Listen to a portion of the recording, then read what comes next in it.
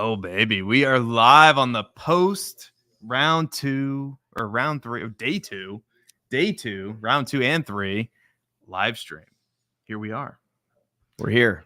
Bradley Stalder on my right, Matt Kelley, the Podfather on my dap left. it out. We had a great pick. We had a great pick. Hug it out. Oh my God, awesome. Yes. What a great pick we made. We traded up. We picked the chalk guard at the pick we were supposed to make. Let's hug it out. This is amazing. Yeah. Or we traded up and overpaid. We got our guy.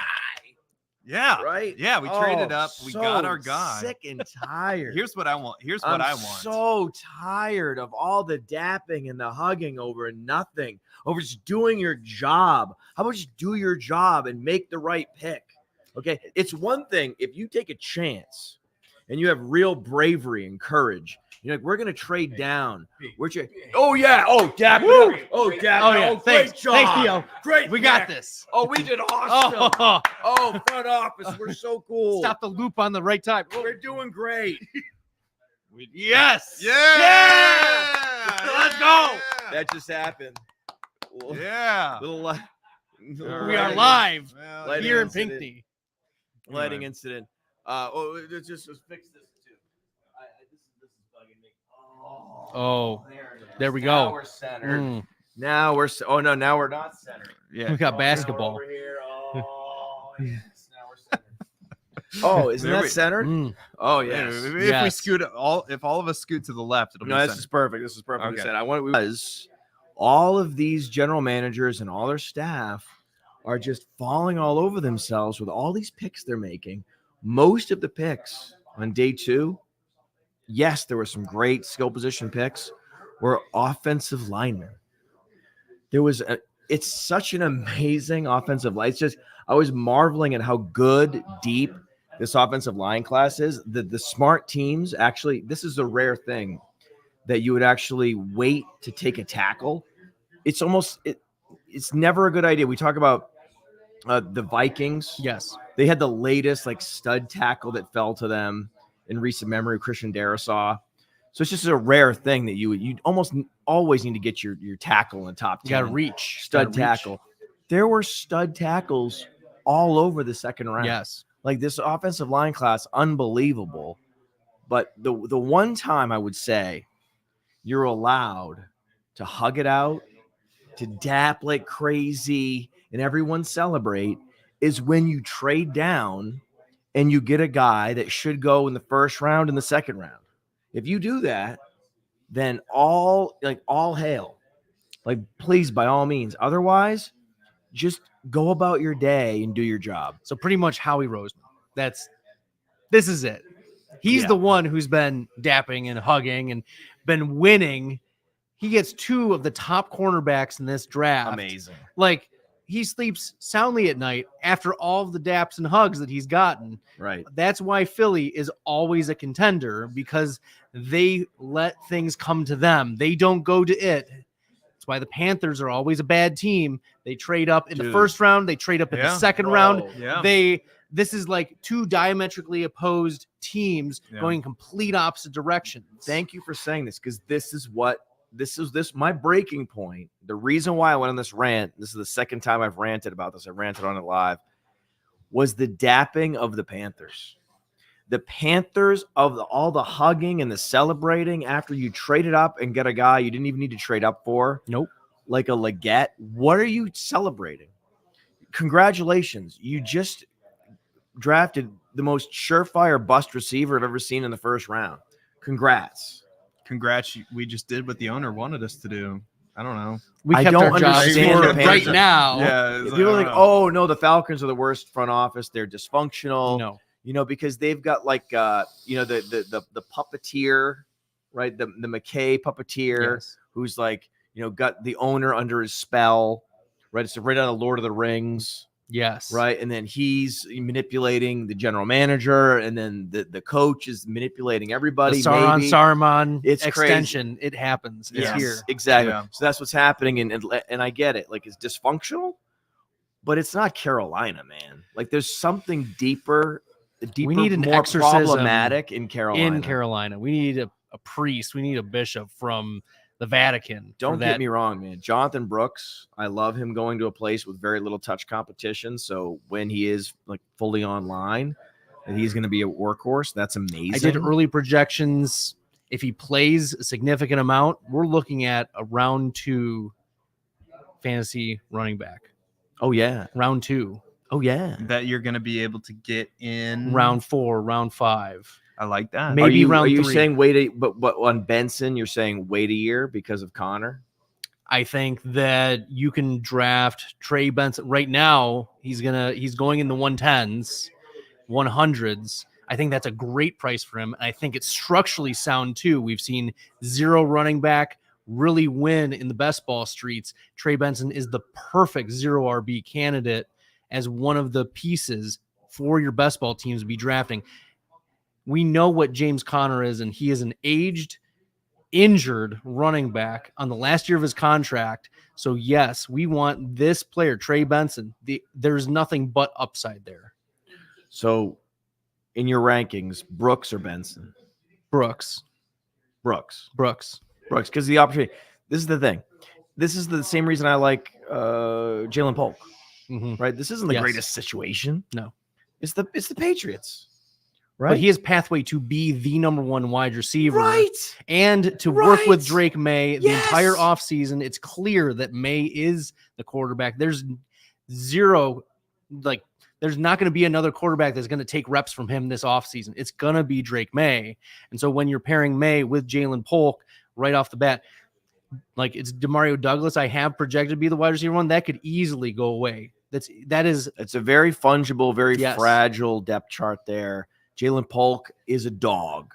Like, Yes. these guys, there's a couple players where the Codys and the Alexes, they're like, this guy is a player. Yes. Roman Wilson and Jalen Polk.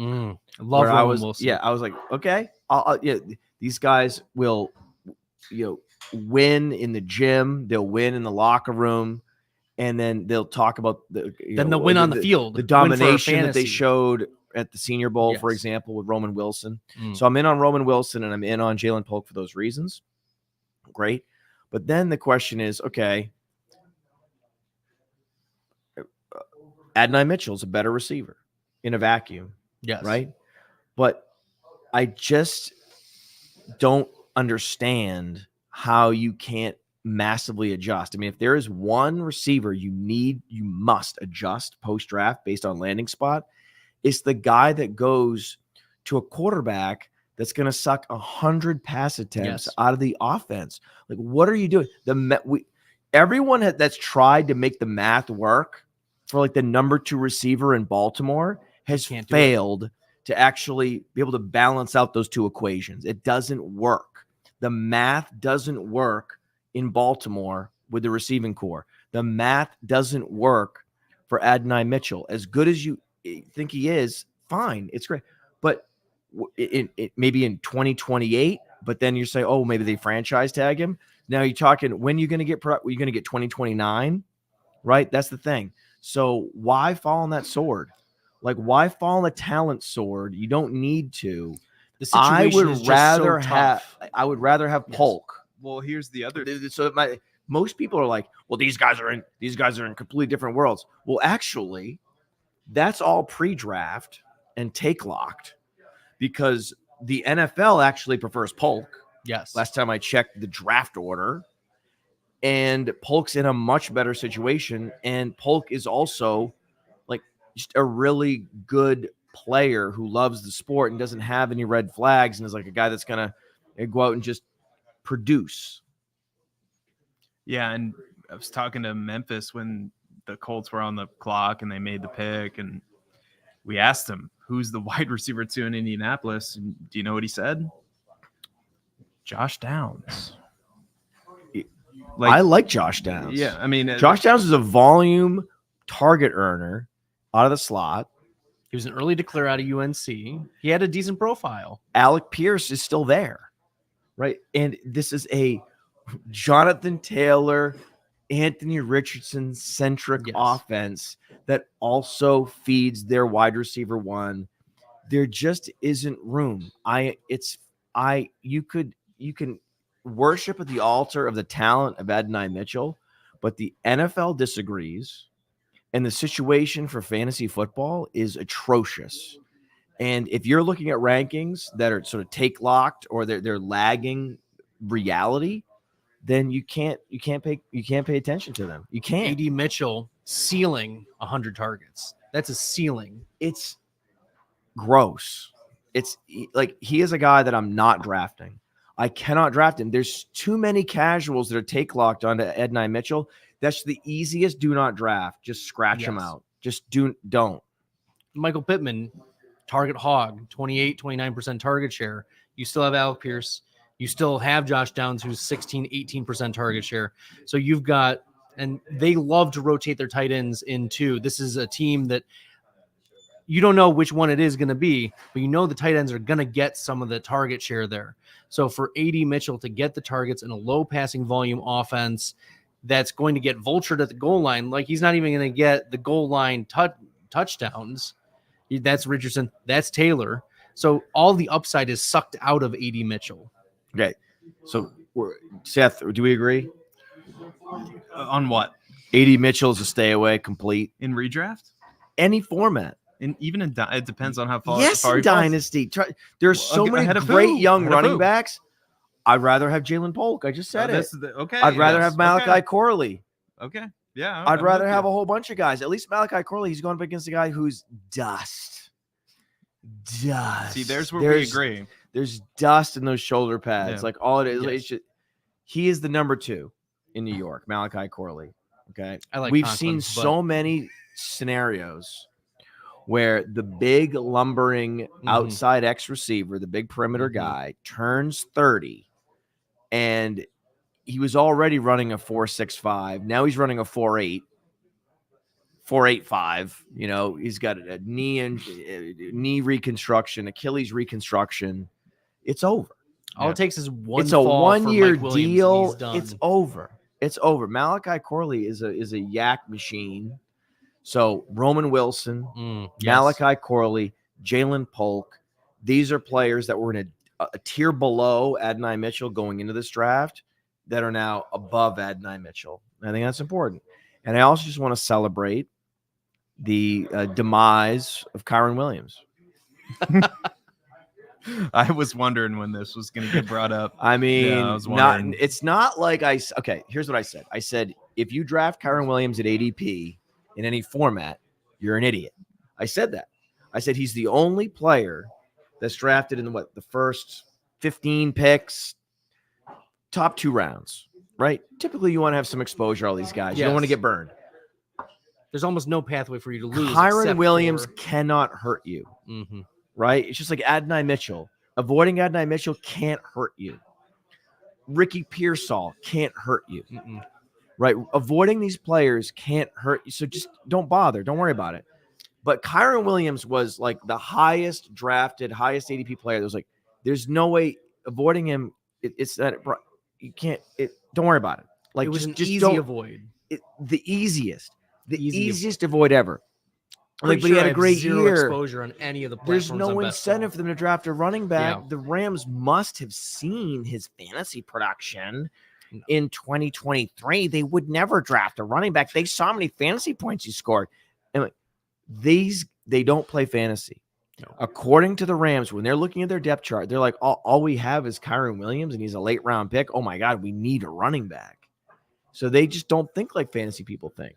And they tried to address running back last year with Zach Evans, complete dust. They had nothing there. Right. Royce so Freeman. They're back. They knew they came into this draft thinking, we've tried the Zach Evans. We've tried to finagle, finesse the position with undrafted free agents and day 3 guys. We're done. We're taking the the national championship pedigree. yes, running the back. lead back with the helmet and everything, Yes. playing in January. That's the such guy. a Sean McVay pick, though. He knows that the U of M, the Notre Dame, he wants those NFL ready type of players. Blake Corum fits that so well. A running back named Blake going to play with Sean McVay is just it was too easy. It was too easy. That's why we looked at the board. We're heading into the third round. And what did we circle? We circled Rams, Blake Corley. Yes. We said, just watch it happen. Watch it happen, people. And then it happened. Pretty cool.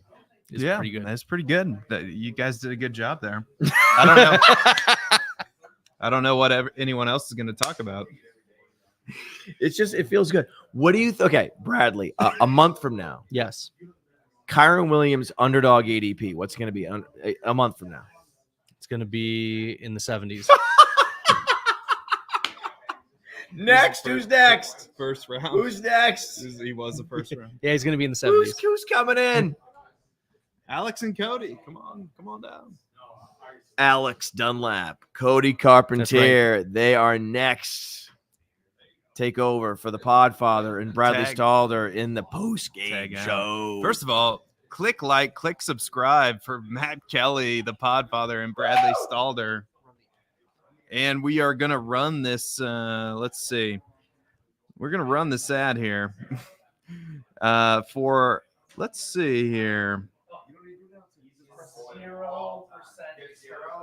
We are going to run this ad for the break. Oh, hey, it's Mr. Breakout Finder coming at you. The Breakout Finder features 3 key tools. A database of metrics that include speed score, college dominator, breakout age, but also Breakout Finder only stats like dynamic score, level of competition, teammate score. All of these things are part of the overall Breakout Finder algorithm that pinpoints the probability that a player will break out. Everyone's talking about my model does this and my model does that. Well, we give you the data points that go into the model. We have a feature that lets you compare players, and then we give you the precise probability of every wide receiver, every running back, sorted and filterable by class year. So when I'm talking to my friends and I need to show them why I'm so bullish on player X, I pull out the Breakout Finder and bam, there he is. So go to the App Store, go to Google Play. It's $5 to get the Breakout Finder, and then a couple extra bucks to get some of these additional enhanced stats. Go download it and thank me later. All right, we are back. We have new guests: Cody Carpentier, Alex Dunlap from Wastawatch. You sound like Devontae Walker. Wastawatch. Okay. Yeah. As I divert back to my, that I don't have any insecurities about speed. No. Anyway, so we are back here, and there's clearly a debate. There was a debate that I wish we could have put on air live between you and the Podfather, between Adonai Mitchell and Jalen Polk, right? As far as like who you had ranked higher in Dynasty rookie rankings. Alex, like there wasn't. Do you have a rebuttal to what Matt said, or what do you think? I didn't listen to what Matt said. Okay, he has Jalen Polk higher than AD Mitchell. I know. So let me ask this. Yeah. Is Matt talking about rankings, or is he talking about what he's instructing his users to do versus ADP? That's a good question. He's probably instructing them based on what to do with ADP. So let me ask you guys this, and I'll hand it back to you. Is Jalen Polk going to have a higher ADP in one? Can we just talk about this in the context of a one quarterback, non-super flex, non-tight end premium league? Okay, so let's talk about it in that context. We got the context, yeah. Okay, so if we're talking about it in that context, is Jalen Polk going to have a higher ADP than Adonai Mitchell? I think he will. You think Jalen Polk will have a higher ADP than Adonai Mitchell after this week? I think they will. I think they'll be close, but I think he will because he'll be perceived as the alpha in the offense. If that is the case, I will put Adonai Mitchell, as far as our cheat sheets, under Jalen Polk, because I do not want our users to have a ton of exposure to Adonai Mitchell. I don't think that's going to happen. I don't think that after Adonai Mitchell, who everybody thought was going to come to the combine and run a 4.58, and here's the dude. Let's talk about this. So Adonai Mitchell, we were making excuses for him coming into the combine. 4.52. We were saying, like, dude, he's going to run a 4.52, a 4.54. It's fine, though, because look at him at the top of his routes. Look at him, the way he adjusts, the way that he can adjust to be able to frame the football. Look at him, the way that he can find himself with these little openings in the zones. Look at the fact that through, what was it, 4 or 5 weeks of this Texas season this year, that every single game he played in as a collegiate athlete, he had scored a touchdown. Like, Adonai's a sick player, man. Ask George Pickens about Adonai Mitchell. And look, you can go on X and type in George Pickens, Adonai Mitchell, and you could see George Pickens talking about at Georgia, Adonai's next man up. Yep. George Pickens says Adonai's the next, like, me, right? He's a sick player, awesome player. The yards per route run at Texas was horrible. The worst in the whole combine, 1.75, miserable, disgustingly bad. And I can try and explain that away by the fact that there were certain games where they just didn't look to him. And Adonai said at the combine, he said, man, those games were games where Chris Jackson, the wide receiver coach of Texas, had told me that I need to focus on my blocking and I need to do all the rest of this stuff. And you hold that against him, it's fine. You want to hold the diabetes against him, it's fine. Like all the rest of it, you can hold against him, it's fine. Adonai is a sick player. Yep. Okay, so all that being said, 4.34. Whenever we were considering him as a 4.52, and we were making excuses for that 4.52. Now he has this added dimension, and we always say, man, when it comes to the NFL Combine, you can't double count these guys, right? You can't say, okay, all right, well, look at this. Lad McConkey ran a 4.39. We got to boost him up the board. No, you don't boost him up the board. Fast guys run fast. That was baked in, right? That 4.34 was never baked in with Adonai. It just wasn't. So when we take all those things into consideration, and when we consider what I'm most focused on is what the dynasty space is going to do ADP wise with these players post NFL draft. Dude, I think you guys are crazy. I think you guys are crazy to say that Adonai Mitchell is not going to have a higher ADP. Like, dude. How's he going to have a higher ADP while he's playing with Michael Pittman and a rushing quarterback and Jonathan Taylor in an offense that's not going to throw the football a ton? And you look at what New England's doing right now. They're drafting. Jalen Polk. They drafted Drake May to specifically be the starting quarterback for this football team eventually, and they drafted Jalen Polk to be their alpha receiver for the current standing. A giant project. Don't care for the current standing. They drafted Jalen Polk to be their alpha receiver. It's not Demario Douglas. It's not Juju Smith-Schuster. It's Jalen Polk. You yourself know he's the alpha in the Washington room from a mentality standpoint. When he walks into that New England room, he's going to be the alpha. I think from a personality standpoint, Jalen Polk will be. From a target standpoint, he will be. But we're talking about the guy that was the number 3 wide receiver statistically for the Washington Huskies. Are you telling me Adonai Mitchell's Adonai Mitchell? That's fine. I have nothing against Adonai Mitchell. It's about the team. It's about the team. The team he's sitting in. Situations are situational. I'm talking about Dynasty. Dude, you know what? I am more convicted in this right now than I've ever been. How? Adonai Mitchell ran a 4.34. Adonai Mitchell is talented. I'm gonna in Dynasty League football. I'm going with talent. Again, they are both very talented. I'm going with talent. You know I love Adonai Mitchell. I'm not talking about the talent. Both of these guys are supreme talents that we both had as top 10 wide receivers. The point is situational. When you look at what the Indianapolis offense brings, Jalen Polk ahead of Adonai Mitchell is bad. Anthony Richardson's going to rush for 800 yards this year. He's not going to throw for over 3,500. They just paid Michael Pittman over $25 million per year. No. So you're being a trash man. You have no conviction that Anthony Richardson is going to at least improve in any particular way as far as being a passer. How is he going to improve in any particular way when he had a shoulder injury that required surgery? He has to get back to the point of which he was before he can get to a new point. Oh, all right, so so you're telling me he had a surgery, he all the rest of it, and so all of a sudden he's going to be this 240-pound giant, disgusting man who's going to go ahead and lower his shoulder and against linebackers at the second level and run for 800 yards. And that's what you're saying. And you damn well know. Guess what? He had to relearn how to throw the football. You had to relearn how to throw the football. You can't have it both ways, man. You had to relearn how to throw the football. No. Yeah, that's what the process looks like when you have surgery on your shoulder. I'm telling you right now, Anthony Richardson is going to run this football a considerably amount more time than Drake may. You're going to take Jalen Polk? Jalen Polk will out-target Adonai Mitchell by 40. Here, clip it.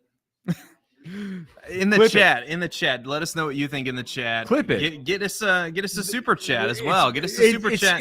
Let us know what you think. Let us. How is it wrong? It's not just wrong. How is it wrong? It's not just wrong. Who is going to get more targets? And honestly, it's shameful. It's criminal. You're wrong. You're an idiot. It is shameful and it is criminal for you to say this.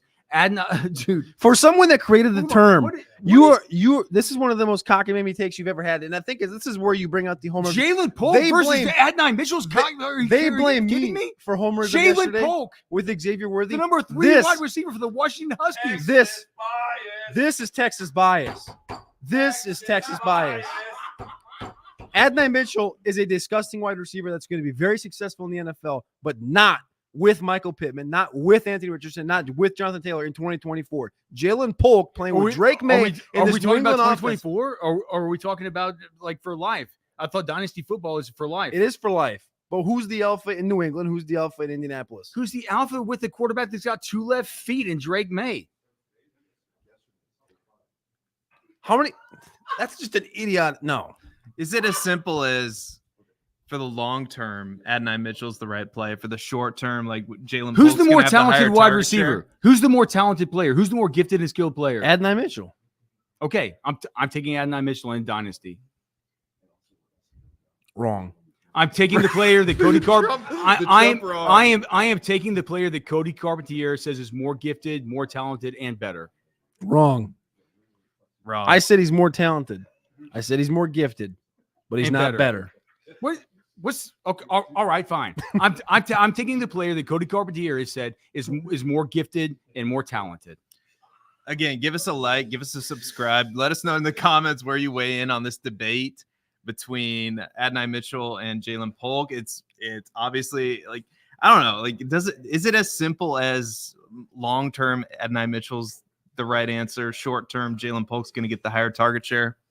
Is it that simple? Like in redraft, yeah, Jalen Polk is the answer. And in dynasty, Adonai Mitchell. Here's the thing, Seth. Yeah. To me, it like as far as what I'm talking about here, I'm making a cheat sheet for the users at my site, Roster Watch. I'm making a cheat sheet for people to use. And what the cheat sheet is not rankings. It's not rankings. It's never rankings. It's leverage versus ADP. And so my initial thought is that AD Mitchell is going to have a higher ADP than Jalen Polk. And I'm going to have Adonai Mitchell ahead of Jalen Polk because his ADP is going to be higher. I'm not saying I'm worried about AD Mitchell. I'm worried about the landing spots. I don't love it, right? I don't love Jalen Polk's landing spot. I don't think it's great. I think it's great for the Patriots. But I don't love it. I don't think it's a dream. It's not a dream come true. It's my dream come true is he's catching footballs from a developmental rookie quarterback with Gerard Mayo, who I'm not even sure is a great coach. Like, come on, Alex Van Pelt. I'm not sure about this, right? So whenever we're talking about the ADP, right? If I put Jalen Polk ahead of Adonai Mitchell on the cheat sheet, it means everybody that uses my cheat sheet is going to own Jalen Polk at the 111, the 112. Like, that's not going to happen. I'm not going to have 100% exposure with my users to Jalen Polk. There's absolutely no way. With that being said, if I have 80 ahead of him at the 111, 112, 201, if he goes earlier than that, we're not going to have exposure to him because he'll go earlier. We might get some exposure to Jalen Polk because he's going to go later. And that's that. This isn't about me having, I would rank Adonai ahead of him for the record. Sounds to me like you're at 70% Jalen Polk on these rosters. No, that's absolutely no. I don't want 70% of any. No, I do not want 70% of Jalen Polk. 70% ratio between Adonai and Jalen Polk. You're going to get 70% Jalen Polk. No, we don't know that yet. We don't know where. I'm telling you it right now. We don't know how based the on these ADPs are going rankings. to land. I'm guessing about ADPs, right? But what I need to do with my cheat sheet is make sure that I don't break ADP to say like, all right, this guy's going 6 picks later, which I think Jalen Polk will with Adonai. I can't have him ahead of Adonai because that means I'm getting 100% Jalen Polk. I like Jalen Polk. I would kind of like to have him on some teams. I'm worried about Adonai. I would rank Adonai ahead of Jalen Polk. But this isn't about that. If you want to have the conversation about who I like, just the pure rankings, we can have that conversation. But I'm not worried about pure rankings. I'm worried about my business. I'm worried about what I'm doing. And what I'm trying to say here is I'm not. There's no way that I'm going to put Jalen Polk ahead of Adonai Mitchell before I see that Jalen Polk is going 3 spots ahead of Adonai Mitchell as far as ADP. I got to use the wise words one man once said to me. You're a coward. I'm not because here's the thing. I'm not a coward. Because here's the Jalen Polk's the better receiver. No, dude, that's not true. Adonai Mitchell's the better receiver. He's the better dynasty receiver. Adonai Mitchell is the better receiver than Jalen Polk, and you have him ranked higher than Jalen Polk is the better dynasty receiver. You have Adonai Mitchell ranked higher than Jalen Polk on your big board. You have Adonai Mitchell ranked higher than Jalen Polk on our dynasty rookie rankings. You have Adonai Mitchell ranked higher than all of them. Jalen Polk is the better dynasty receiver. Jalen Polk is the better dynasty receiver. Okay, so if you think that that's true, I'll rank him higher if that's what you want me to do. I'm not, Cody. It's not about rankings. This is about leverage versus ADP. I understand. Do you understand how dynasty works? I understand 100%. This is about rankings. I understand. This is about saying if his ADP is the 204, we're not going to be fucking taking him at the 111 every time. I get this. That's not how shit works. That isn't how it works. Again. Anyway, thanks for having us. I'm gonna go. Let us know what you think in the comments. Let me know what you think in the comments where you land on this debate. Adonai Mitchell, very spirited, very in depth. This is why you subscribe to the Player Profiler YouTube channel. So do it right now. If you haven't subscribed to the Player Profiler YouTube channel, I don't know why you wouldn't do it right now. After that, I mean, come on. That's pretty good. It doesn't get better than that as far as a debate between Jalen Polk and Adonai Mitchell. I mean, come on. The Adonai Mitchell Jalen Polk debate that we never thought we would ever hear. I was gonna say for year one at least, I think we have to lean Jalen Polk. This is the most cleaned out wide receiver room that I might have ever seen in history at this point in late April. Year one, I'll give you that. I think, profile wise, Adonai Mitchell, I certainly like the profile more than Jalen Polk heading into the draft. But Theo, talk about the landing spot. I mean, we have Anthony Richardson, a mobile quarterback. He's taking over the Alec Pierce role. We have Michael Pittman monopolizing targets. Josh Downs. We all think he's going to take a lot of targets. Downs is the interesting one, though, Josh, because Downs is also a downfield target.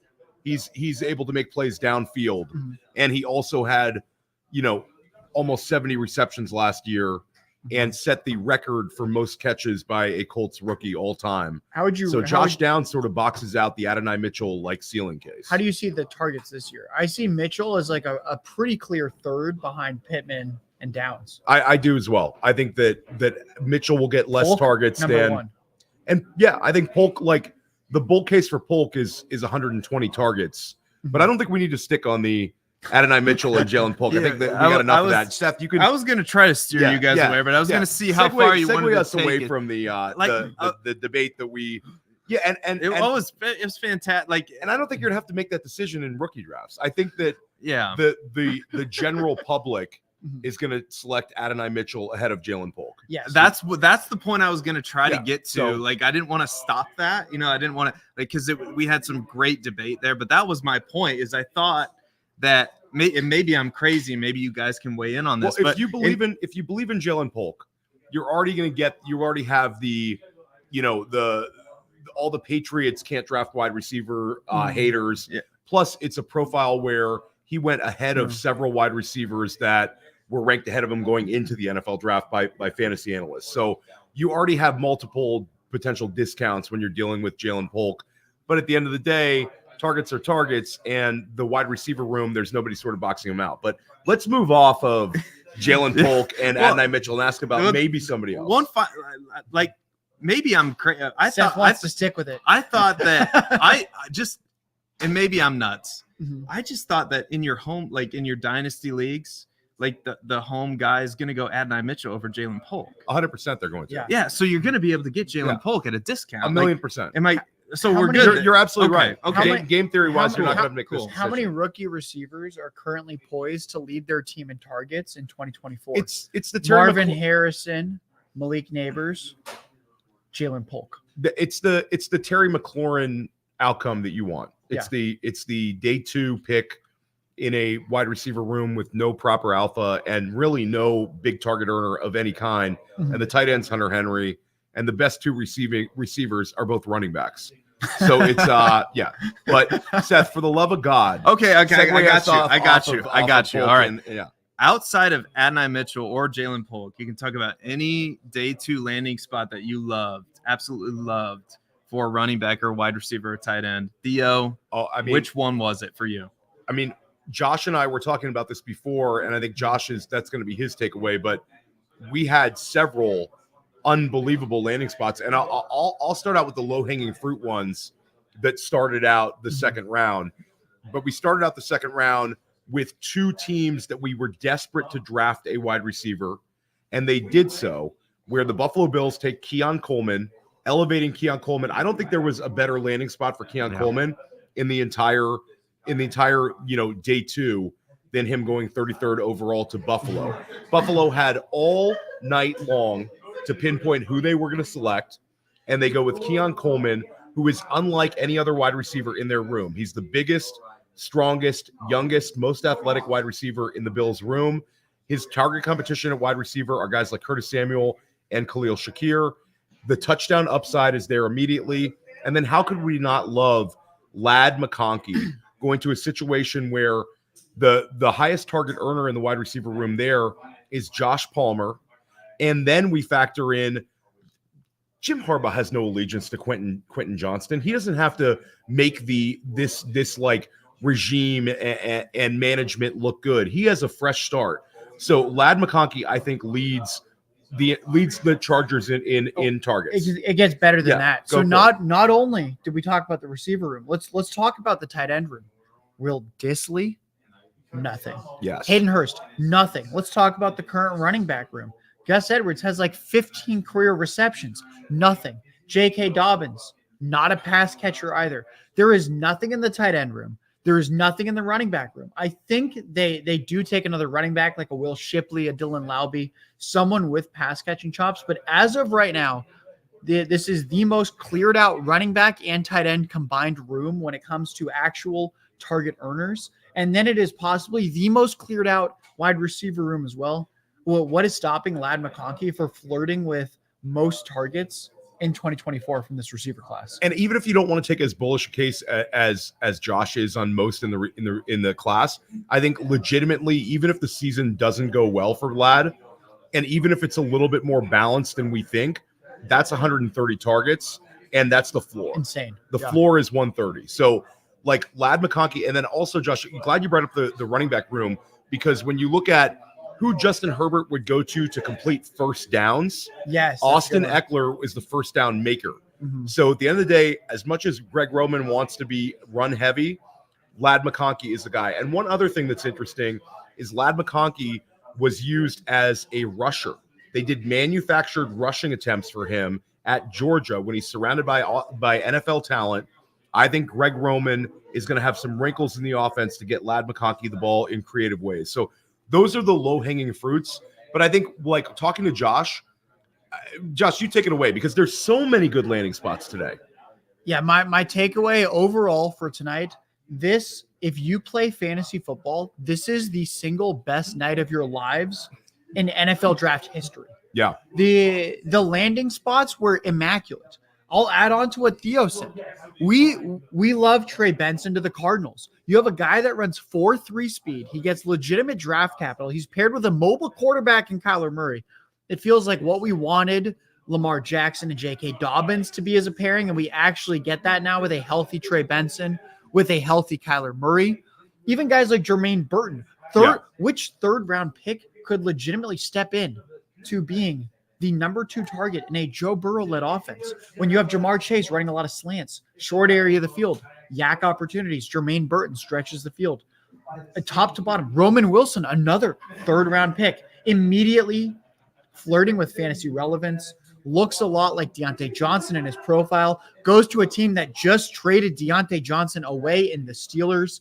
Pickens and Roman Wilson, very little in common. Jamar Chase, Jermaine Burton, very little in common.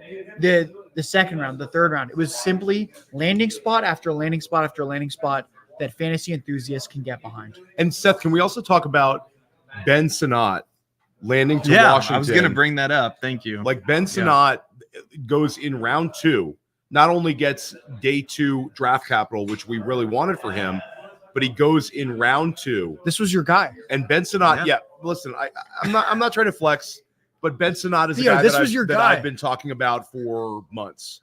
The value that Ben Sinnott presented to us in early best ball drafts. I had a chance to go on Josh's incredible podcast, The Dominator, and discuss Ben Sinnott's value in best ball drafts. Ben Sinnott has been an auto pick for me in the 20th round of Underdog. And I think that that's going to pay off well because Ben Sinnott, he sort of translates into this new tight end that's been pretty dominant in fantasy. Like the Sam Laportas, the Dalton Kincaids, the Evan Ingrams for that matter, the 6'3", 6'4", 245-ish pound guys that are uber athletic and can be used as a weapon, moved all over the field. Ben Sinnott was a high ADOT player at Kansas State. He led Kansas State in receiving yards. Now he steps into a tight end room where Zach Ertz is going to be annoying, much like he was to Trey McBride to start last year. You know, Zach Ertz reuniting with Cliff Kingsbury. He's not going to disappear. But once the Sinnott takeover happens, you're looking at something comparable to what we saw with Pat Freiermuth as a rookie. Second half of the year, he's in your starting lineup every single week. I love this landing spot. And the fact that this tight end class, besides Brock Bowers, was completely ignored on day 2. Ben Sinnott's your only day 2 selection. Well, I was going to say, so obviously we don't actually know the full dynamics with a veteran like Zach Ertz, but we have to recognize that when Zach Ertz plays with a young tight end, at the very least, there is not anti-mentorship. There is either nothing or mentorship. Yes. Dallas Goedert thrives playing with Zach Ertz, and then when Ertz leaves. Trey McBride thrives playing with Zach Ertz, and then when he leaves. I think Ben Sinnott is very much likely to be next in line there. Yeah. So multiple strong landing spots today. Really interesting one. Some surprising guys sort of fell out of day 2. Yeah. It's going to take a lot of mental gymnastics for some fantasy analysts who were pounding the – I mean, my Jalen Wright love is hurting a little bit. There's a lot of Javon Baker enthusiasts. Yeah. Malik Washington's interesting because Tez Walker, especially after that combine, for him to fall to day 3. I mean, day 3 is always interesting, and we've certainly had some massive hits at the wide receiver spot when you look at Puka Nacua last year, Stephon Diggs, Tyreek Hill, Amon-Ra St. Brown, but it's still less of a bet than going on day 2, a considerable fall off in terms of like hit rates. Yeah. So, still some very interesting players left on the board. I think running back wise, there's some guys we really have to circle heading into tomorrow. We'll know Braylon Allen. We'll know Jalen Wright. We'll know Will Shipley. Some interesting guys there, but wide receiver wise, some real disappointments. Yeah. Like Josh was saying, there's some real disappointments. I honestly think you mentioned Jalen Wright. You mentioned Javon Baker, amongst others. I think much more positives than negatives. 1,000,000%. It might not have been what we expected, but that's why the NFL draft is the NFL draft. We don't know how these NFL teams are going to evaluate these players. And we found out today. And I think this question's interesting, and I don't want to pivot too much, but Gerard Dean in the chat says, have any of these day 2 picks displaced Brock Bowers in your Theo, rankings. this And is your- Theo this is is another- the ultimate. Theo is the tight end Theo guy. is the ultimate Brock Bowers. He plays on stan. FFPC tight end premium. How do you feel about this? I don't think that you have the two. So I will say that we will have Trey Benson and we have Jonathan Brooks as top 20 dynasty running backs on Player Profiler, but neither one of them is going to displace Brock Bowers. Brock Bowers has one of the cleanest profile. And when we play dynasty for the long run. And Brock Bowers is the kind of player that have multiple tight end, top 5 tight end seasons. I love the Lad McConkey landing spot. I love the Keon Coleman landing spot. Who is most likely to displace? So I agree. I'd have Bowers at the top. I think Lad is most likely if someone overtakes him in October. Is that your pick, or would it be Keon, one of the running backs? I think that who could overtake Bowers? I think because of the scarcity of the position and because of the lack of sort of bell cow running backs and the lack of high touch running backs, I think that if one of those guys gets off to a fast start, let's say James Conner goes down, let's say that they just simply say Jonathan Brooks is better than Chuba Hubbard and he gets the Rachaad White usage. He probably is. Yeah. Those two guys get that huge dynasty boost. But at the same time, it's still, you have to go back to the profile a little bit, and the fact that he gets top 15 draft capital. Landing on Las Vegas doesn't scare me off as well. I keep Brock Bowers right where he is. But, it's like you said, Josh, incredible day for fantasy. Really fun one. And we'll see tomorrow. Stalder's fist pumping in the background. This is and I cannot overstate. This is truly the best day if you're a fantasy enthusiast in NFL draft history. And I'll say this. Our chat is we're very, very fortunate to have such great viewers and great listeners to our podcast. Make sure you're not only subscribed to Player Profiler YouTube, but also Player Profiler News YouTube. It's our new YouTube channel. We've been dropping a lot of strong content there. We have some new shows dropping sometime early summer, late spring. So look for that. Make sure you subscribe to both. Some of you are watching on that stream right now. We are streaming to both. But this has been awesome. Tomorrow morning, I'm going to be back with the Podfather, Matt Kelley, and Andrew Cooper of Fantasy Alarms early in the morning for a top 10 takeaways. And then, Seth, we're going to be back right here 11:45 p.m. 12 noon start for the draft tomorrow. Yeah, right after we do our Dynasty Startup mock draft in the morning, right? That's right. We're going to wake up at 7 a.m. We're going to go 7 a.m. We're going to do 500 picks deep. We're going to do a at least 40 a five-round mock draft. And Dario Offstein, he's OTC with the 101. Oh, how about that, Dario? Okay. That's the easiest. That's the easiest pick in all of the picks. But I appreciate you guys joining me. One last take. Like, I've been the biggest Jermaine Burton fan, and we have John Hendricks in the chat. Shout out to the chat. Just electric. Jermaine Burton, am I crazy for being super high on this landing spot, especially considering there's all this T. Higgins trade rumors? Like, he's going to stick around for this year, but if you're playing the long game in Dynasty, is Jermaine Burton, which he's probably going to be in the late second round, right? Right about where Jaden Reed was last year. It's a 2025 bet, Josh, right? Yeah, exactly. I was going to say 2025 bet. The T. Higgins replacement. If they wanted to pay and extend T. Higgins, it would have happened. We've seen the Amon-Ra deal recently happen.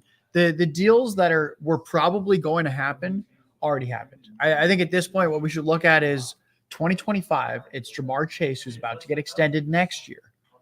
And then Andre Yoshivas, Charlie Jones, they still don't really have a tight end outside of Mike Gesicki. I think it's setting up really, really nicely where Jermaine Burton starts to flash at times this year. Probably a pretty decent best ball pick at the end of your drafts, given that it's the Bengals offense. Yes. 2025 hits, and suddenly we go, oh my goodness. Is this a guy that can sneakily get 100, 110 targets deep downfield and an ADOT of 15, 16 yards? I think we have to be very, very bullish on Jermaine Burton's landing spot in the third round draft capital. And especially considering that the Bengals selected Burton ahead of several players that fell to day 3. I mean, they really, really valued him. And we also have to mention another guy that has an interesting landing spot that we really didn't have an opportunity to talk about on the stream because it was the last pick. But Luke McCaffrey, big winner at the Senior Bowl, big winner at the NFL Combine. And he was rewarded for his play and his combine performance.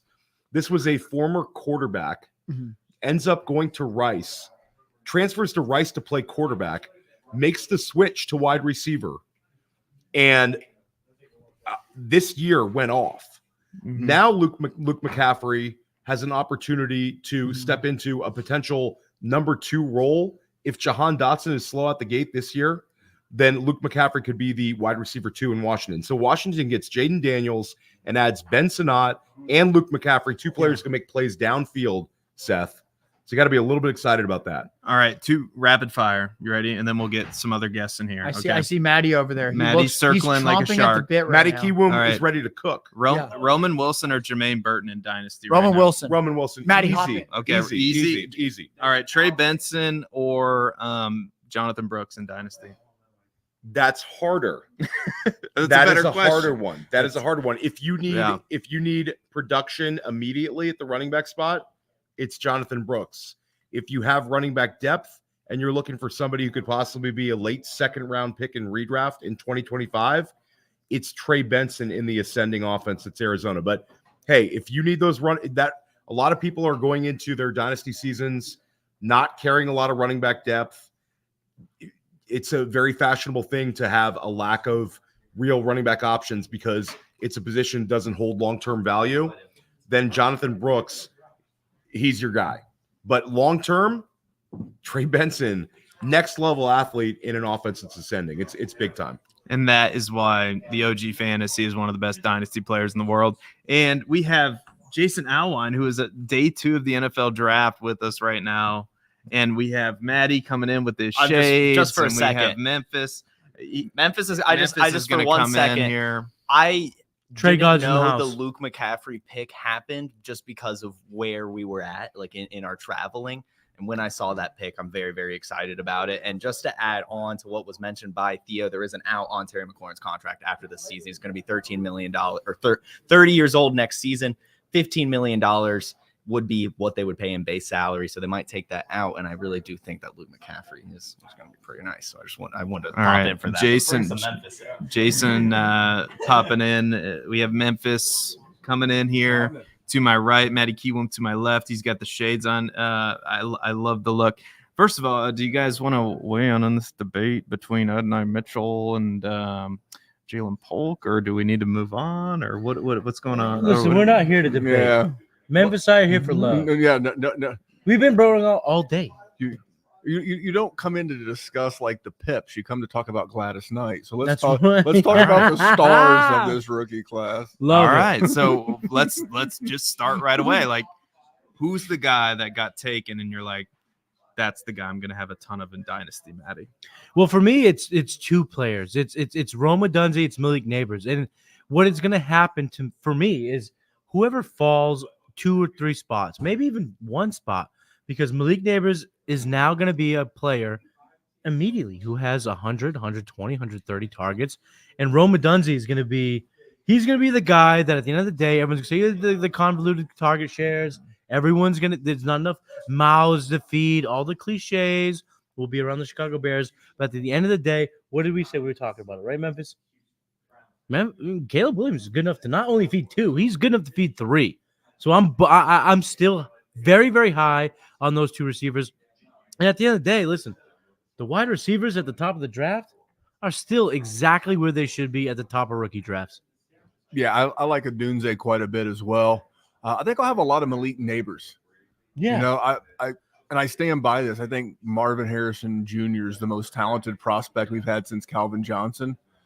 But I think Malik Neighbors wins how you win in the NFL in 2024. Separation, baby. He creates separation. He will make life. And I know Daniel Jones is not a great quarterback. He's about a 65% career passer. But he's never done that with a guy like Malik Neighbors. And then I think they'll add a running back at some point. So I think Malik Neighbors would be one of mine. And I'm thinking a lot of Lad McConkey. Yeah. That's my style. The only thing I'm going to say about Lad McConkey real quick is the Leprechauns in Boston are weeping. They had a chance for Lad McConkey to be in New England, to be in Boston, and they traded the pick away. From a football sense, those are your people. I like it. Those but are for my people, your people. St. Patty's Day is a big day in Boston. I've heard that and the Boston Marathon. So I'm going to keep bringing it up until you guys are probably sick of me bringing it up. But I'm just going to tell everybody right now at home, on your couch, I'm going to have a ton of Jermaine Burton. I'm not going to apologize for it. I'm not going to apologize for it. Have a lot of I'm not going to apologize for it because, look, it's okay. What was the biggest gripe against Jermaine Burton that came out late in the process? At least I found out late about it. He's a pain in the ass. He's a pain in the ass, right? He goes into a situation with Joe Burrow, T. Higgins for now, and Jamar Chase. How does a person, unless you're a complete knucklehead, how do you walk into that situation and go, yeah, I know this team's been to a Super Bowl and they've been to an AFC championship game and they beat the Chiefs, but like, I'm better than this. Like, how do you, like, that isn't that the, like, if he's going to fail, he's going to fail, but like, that is the best case scenario, right? Am I crazy? No, you're not. The part that you're also not adding in is that it's very unlikely they're going to be able to bring back T. Higgins. So if he can go in there, so his upside at the guys, I don't know what his ADP is yet. I've not sat down since the draft ended. We just jumped right on this post show. Yeah. So I don't know where I'll have him in my rankings, but I'll tell you wherever it is, there's not going to be too many guys that have the range of outcomes that he does. He could do whatever let's say third round, let's say 301, just for an easy number. Mm-hmm. He's going to give you a ceiling that not a lot of 301s, because if he goes there, he does well. And he works in well, then T. Higgins becomes a free agent next year and he goes away. And he has to, because you need cost control, because you're going to pay Jamar Chase $35 million. You need a cost control rookie. So that gives him this really good ceiling with this really good quarterback. And you're not going to get that ceiling with a lot of guys at that ADP. Yeah, it's right. This is completely off the kilter. We're gonna get crazy here. This is after the draft. We're having a blast here at the PlayerProfiler Draft House. Lake you guys know, how dogs in the pack corrects. You guys know? Are you familiar at all with how dogs correct the pack leader? I know about the wolf pack. They nip. Oh. So the pack leader in dogs. What happens is if there's a dog that's getting a little too overzealous, getting a little bit too brazen in their approach, they get nipped. If Jermaine Burton's going to be a pain in the ass, he's going to get nipped by Jamar Chase, T. Higgins, Joe Burrow. Yeah. He's going to get nipped. He's going to fall in line. And when a player falls in the draft or has red flags, character concerns, but they go to a place where character concerns get wiped out, they can exceed 80th percentile outcomes, 85th, 90th, 95th percentile outcomes. We talked about this, you and I, Seth, right? About Jermaine. Jermaine Burton, if I succeed in any in any of my fantasy leagues because of Jermaine Burton, I will only give you credit. You put me on. You said when I watch him play, it's hard to not see Keon Allen with a little bit more speed. And I know people think that's crazy, but remember back 127 years ago when Keon Allen was a rookie, he was a third-round pick from Cal. Jermaine Burton was a third-round pick now from Bama. He does have an ability to get open, separate, and dominate. And if he can stay in line, get corrected by the big dogs, he can reach those type of outcomes. So I don't know if I'll have as much Jermaine as you. Yeah. But I'll definitely have more Jermaine than my friends. I will have some, because prior to this conversation, I probably wouldn't have had a lot. But now that we've workshopped and talked it through, and your love of Jermaine Burton put me on, so we'll have a little. Our portfolio. Seth's contagious. Seth is contagious. Seth Diewold is contagious. The film, man. And then like all like, it's not that, because I watch the film, I do my own evaluations, but I look at other people I respect and trust. And when Matt Harmon put out his thing about Jermaine Burton, best in his, but he's like the only thing is like, if this guy can figure it out. And I'll just be honest, like if the Panthers would have taken him, or if what other dog organization, like if Steelers grabbed him to be the I was saying like the Panthers in a bad way. Like if the Panthers would have taken him, even if they would have taken him earlier, I'd have been like, ooh.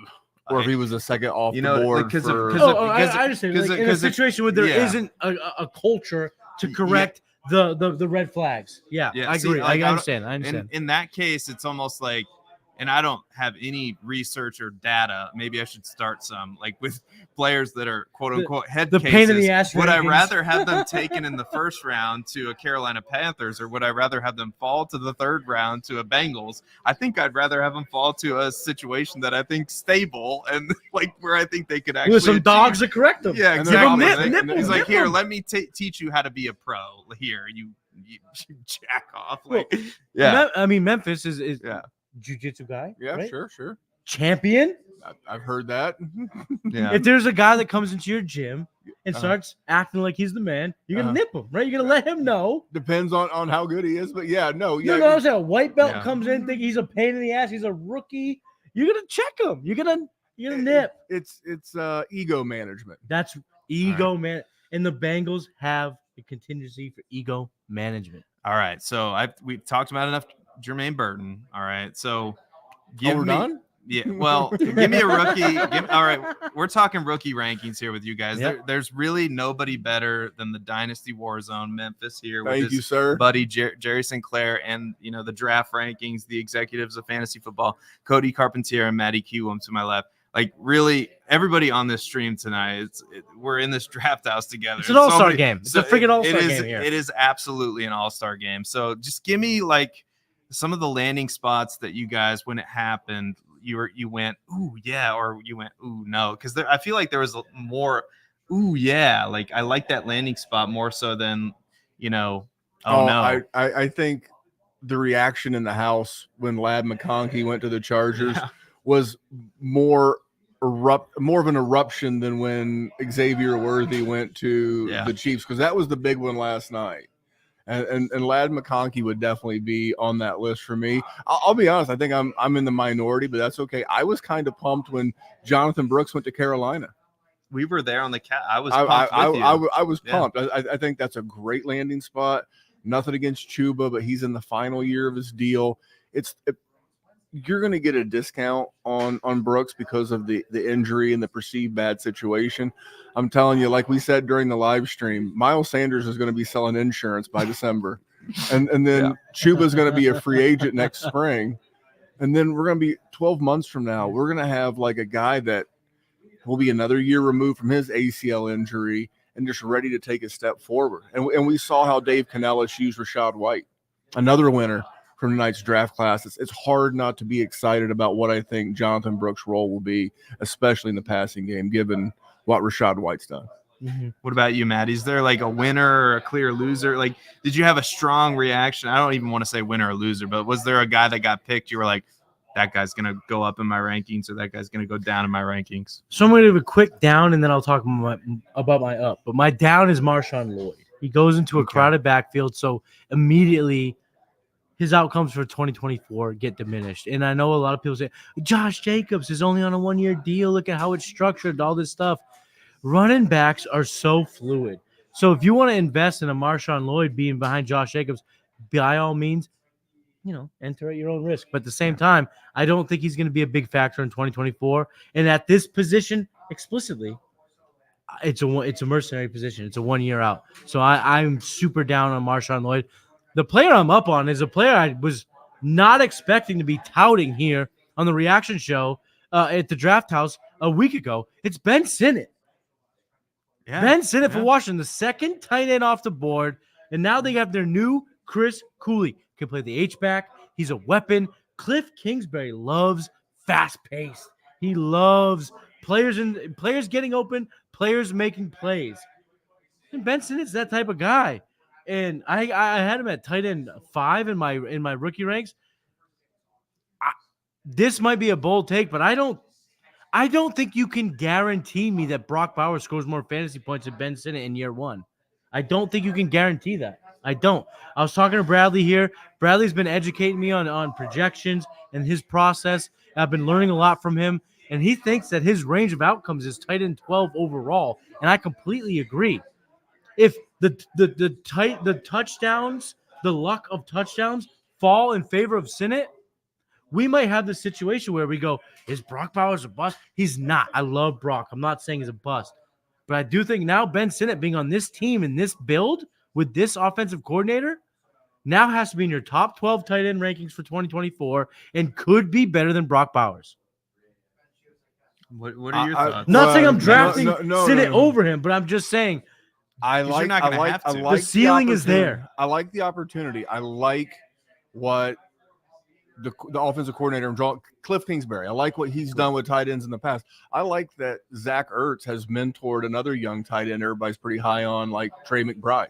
That's a good point. That's a great point. That's a fantastic point. And I'm looking at these. The wide receivers are different, but like running backs, tight ends, I'm fine as a dynasty gamer. I'm fine drafting those guys knowing that it might be a year. I think what we saw last year with Zamir White, with Tajay Spears, could very well be the future. And I think that could be the range of outcomes for Trey Benson. Is a guy that you're going to get at a good value because of how good this class is, and you're going to sit on him. And these will also be the guys that I'll be looking to buy like week 5 because they won't be putting up a bunch of fantasy points. That's the point to make. You don't draft, don't reach in your drafts, buy in December. Buy in December. That is why he's Memphis Young. That's why he's about. That's what the war zone, baby. It's like they will disappoint, and no one's cheaper to buy from than a disappointed dynasty GM. You scoop in, and then literally 12 months from now, it's like Trey Benson. It's the same way we feel about Zamir White. We called him a big winner because they didn't draft anybody. Right. He's a big winner, and that's how I'm treating that position. It's much more patient.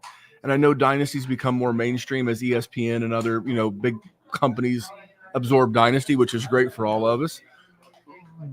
But it's a lifelong game. It's a multi-year game. So don't get off your feet if someone makes you feel like uncomfortable through like 6 games. I don't know. It's not redraft. It's dynasty. No, it's a fantastic point because at the end of the day, sometimes your approach to a rookie draft should be, who am I going to attack in week 4? Mm-hmm. What player do I avoid now, knowing that I can get a better discount at when Halloween rolls around, Thanksgiving rolls around, blah blah blah. I love that because that going into it, if James Conner is healthy, the casuals, the mainstream fans, they're going to fade Trey Benson, and you can swoop in and get a guy that has BELLCOW written all over him. I mean, you look at how the Cardinals have used James Conner. Oh my God! All over. And multiple head coaches, multiple offensive coordinators. Whether you like James Conner or not, he's a good football player, and that's his role. So he's going to be the lead back. It's just like last year with Zamir White. Did you like Zamir White coming out of Georgia? A little bit, yeah. Did you like Zamir White? I did, but Josh Jacobs is really good at football. Josh Jacobs is awesome, yeah, and that's okay. So patience will always be the key in this game, and it will pay you off 100 times. Fantastic point. We'll get you guys out of here with this. Is there any player that is fallen to day 3 that you have your eyes on that you think it is gonna has the highest potential to land well in day 3? Like we're talking about the Javon Bakers of the world. We're talking about the Jalen Wrights of the world. Like, who is there that you're still pretty high on that could potentially get a good landing spot? For me, it's Brennan Rice. Okay. Because I think I talk about it then. Mine's Will Shipley. Oh, Shipley. Will Shipley. It's like all these. Shipley's a great one. Shipley is like the guy that I don't know what the spot is. I think it's Washington, to be honest.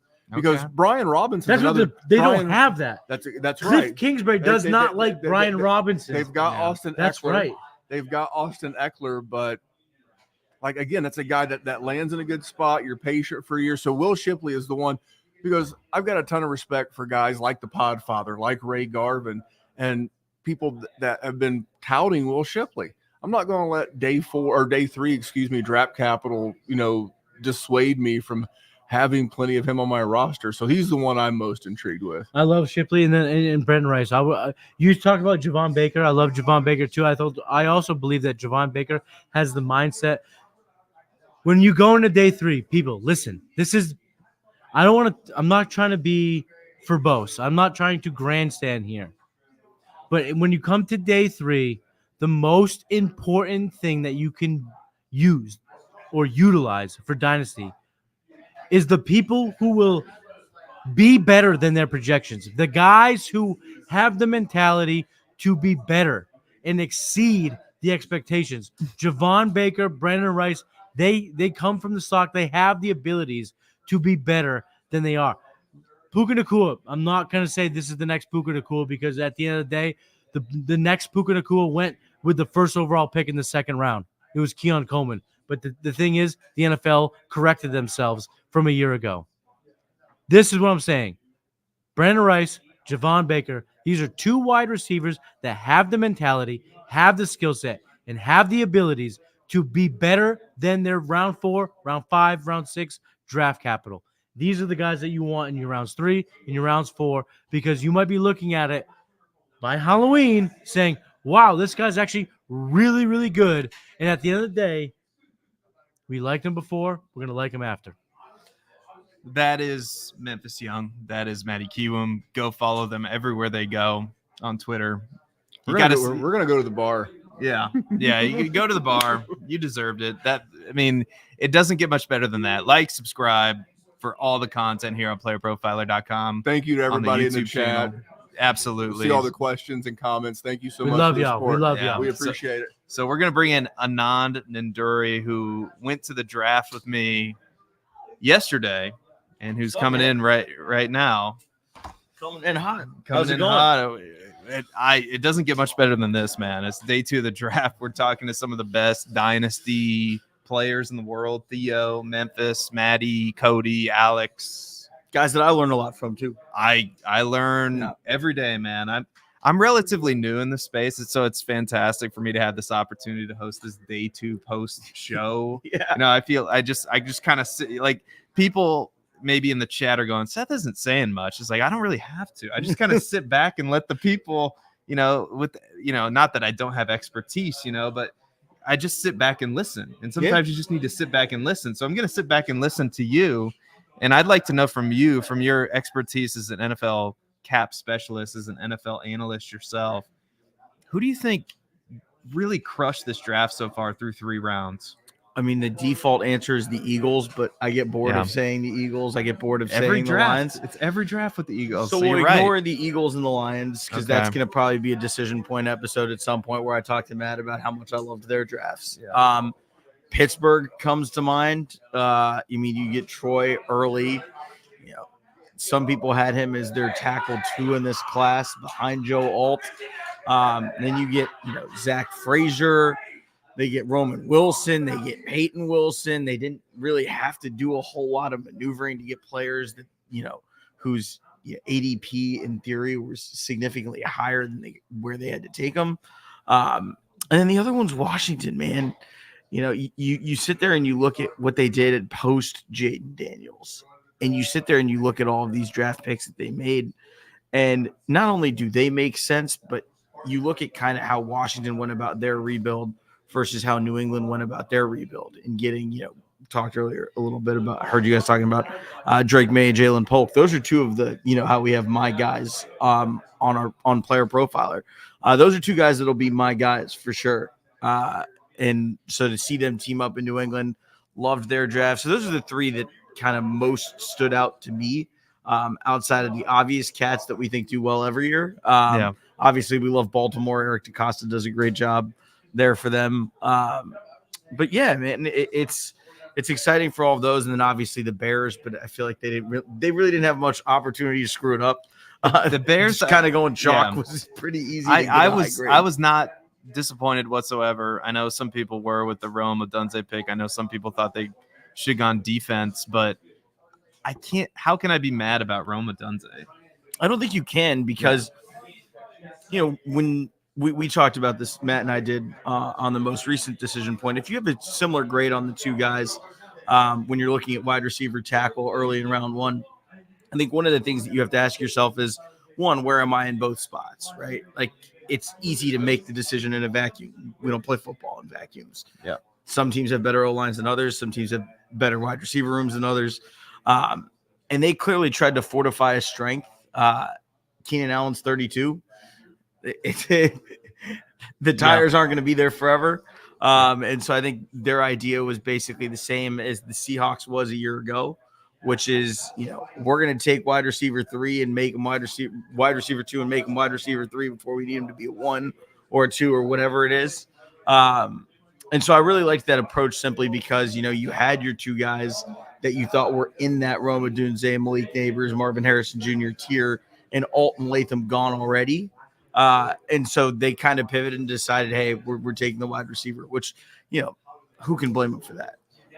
And according to Theo Gremminger, they complete the Infinity Stone. I can't remember the exact. The Infinity Gauntlet. The Infinity Gauntlet. Thank you very much. That's why he's the best in the business. The Infinity Gauntlet of wide receivers with Rome Odunze, DJ Moore, and Keenan Allen. We know Keenan Allen's probably going to miss a couple games because guess what? He's a 30-plus-year-old wide receiver, and that's typically what happens, and that's fine. And the Bears have aspirations of making the playoffs, and they want to keep him healthy for the playoffs. So if he does have to miss a game, guess what? No big deal. We just slot in Rome, and it's fine.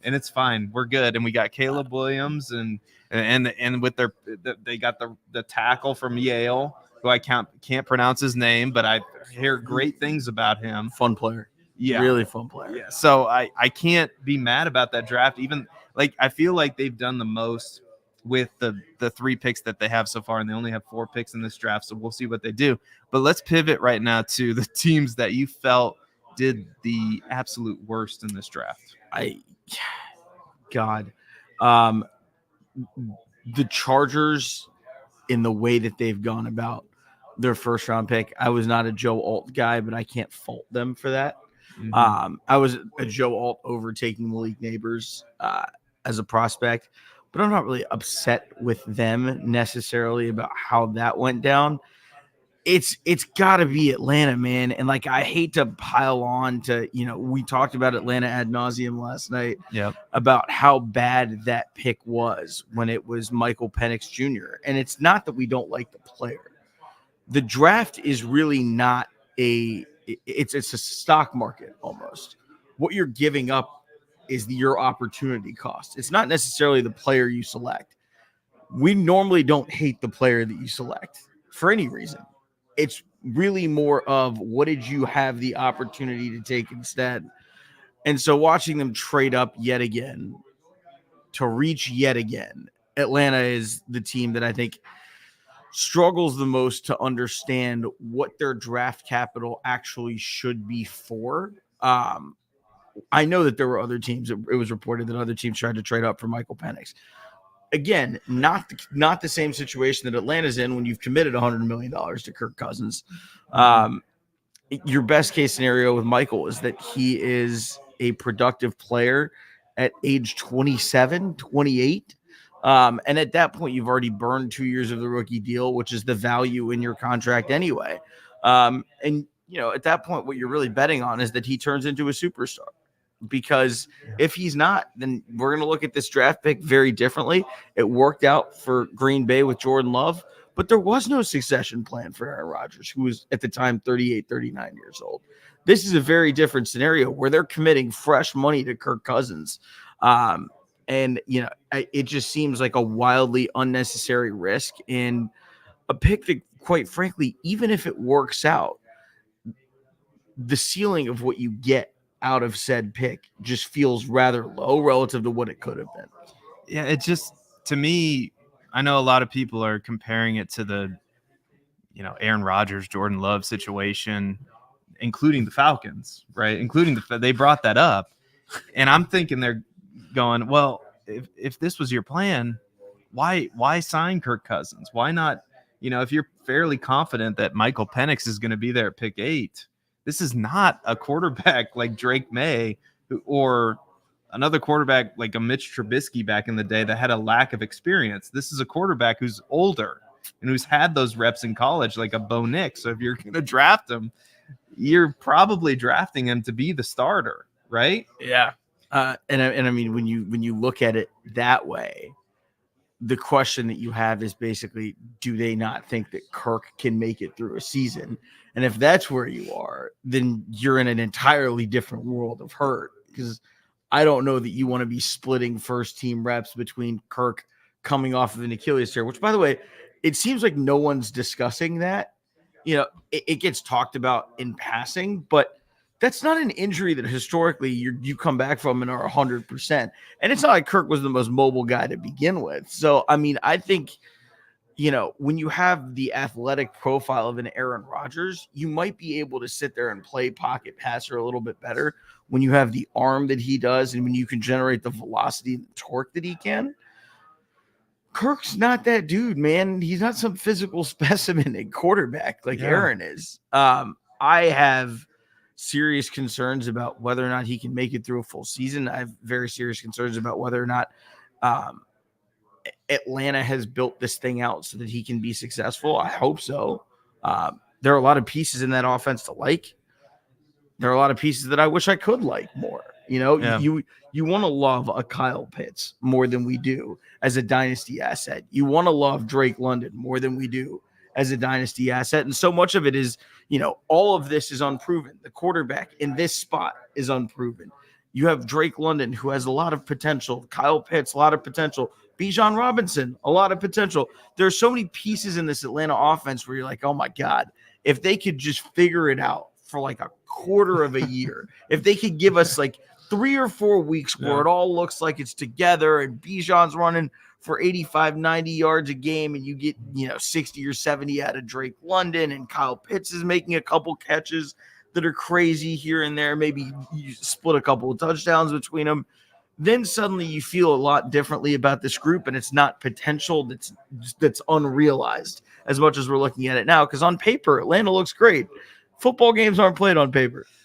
Yeah, and when you look at this franchises that are successful year after year after year, as much as I hate to admit it, it's like the Packers, the Ravens, the Pittsburgh Steelers. They just it's almost boring, but they just take the best player that comes to them. They don't really trade up all that much, and when they do trade up, it's for an impactful player like an offensive tackle or a quarterback, or you know what I'm saying? Like it's not really that hard, and it just feels like Atlanta's kind of going out of their way, and teams like Atlanta and teams like Carolina, who we haven't talked about, they're just kind of going out of their way to just make life difficult for themselves. They're pissing away value.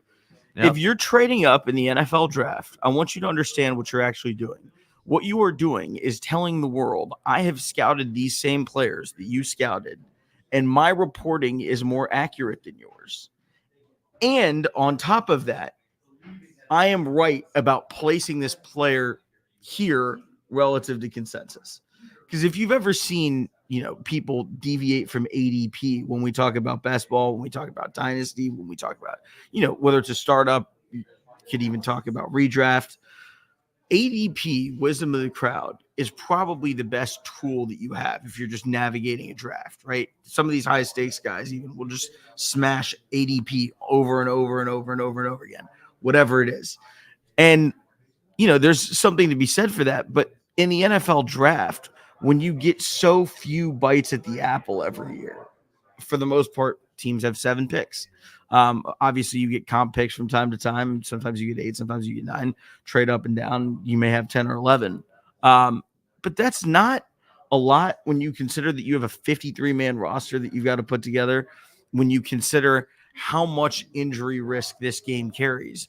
A lot of your day 2 and day 3 picks, you hope not to be pressed into action early in their career, but a lot of them end up having to play significant roles, especially if you're a team with championship caliber aspirations.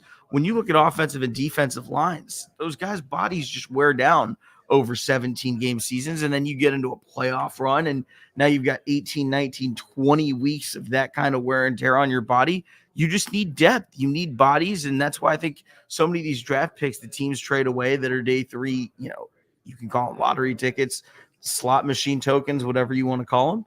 I think that, they'd be better served with pick swaps.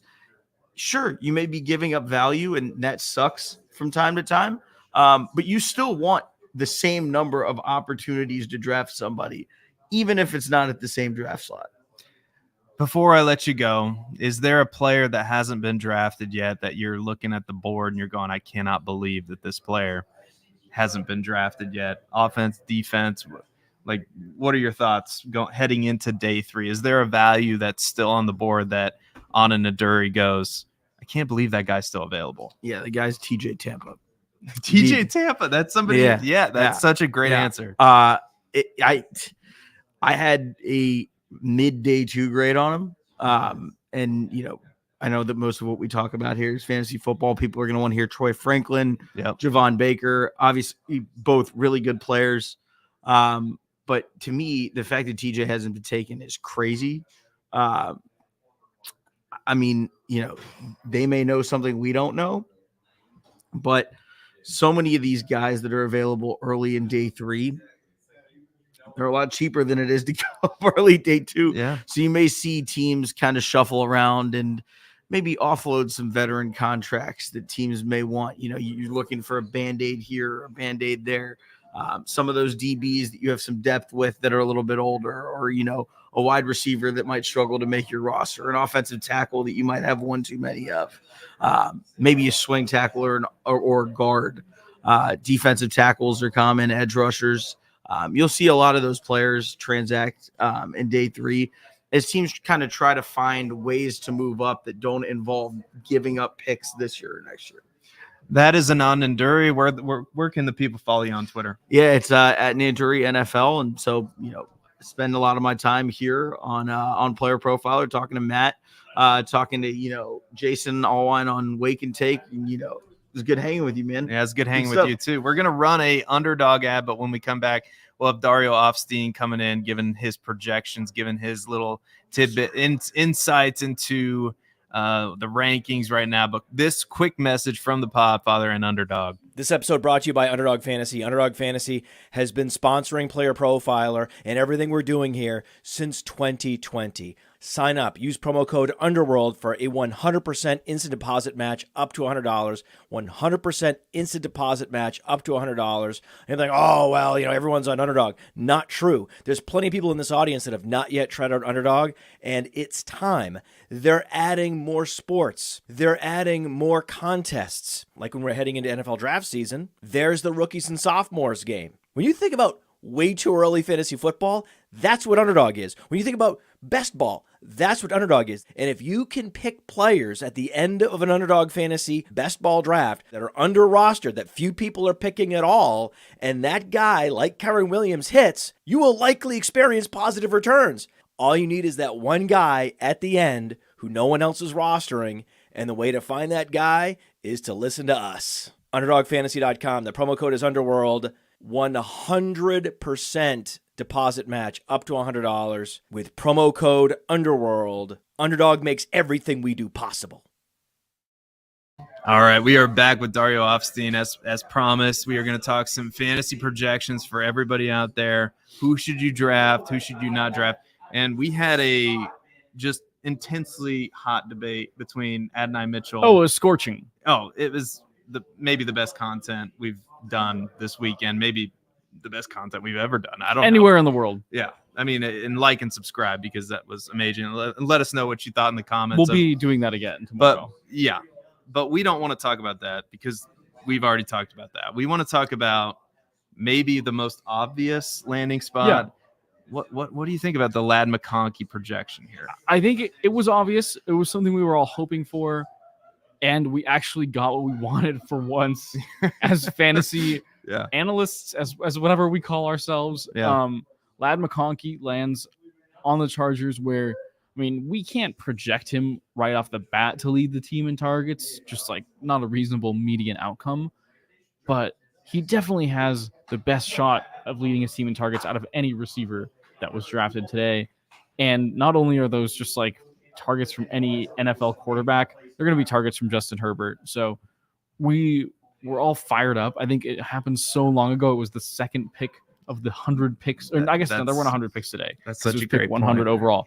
Yeah. But it was the second pick of the day. And I think we've just like accepted it, absorbed the fact that he's going to be in that late first conversation.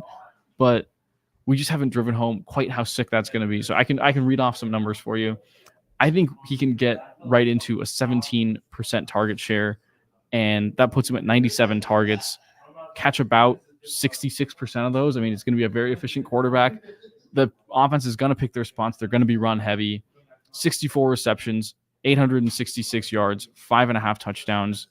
That's really nice for a day 2 receiver. We know that his strengths are just like so fitting for a college to pro transition. He's a crisp route runner. He knows what he's doing, just like where to find spaces. He can maneuver and navigate is what I did there. It's late. Like, trust me, I probably fucked up so many words. And so I feel your pain.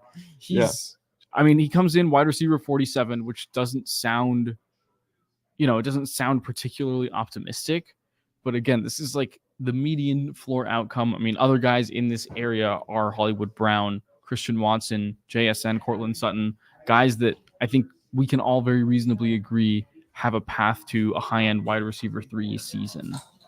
Yeah, and this is incredible what Daria does, because he literally, like, these players were drafted today. Well, maybe tomorrow. What time is it? Yeah, yesterday. Tomorrow. They were drafted tomorrow. They were drafted tomorrow. The Edge of Tomorrow, the movie that we've all watched in this house. The Edge of Tomorrow, Tom Cruise. It's a great movie. I still haven't finished it.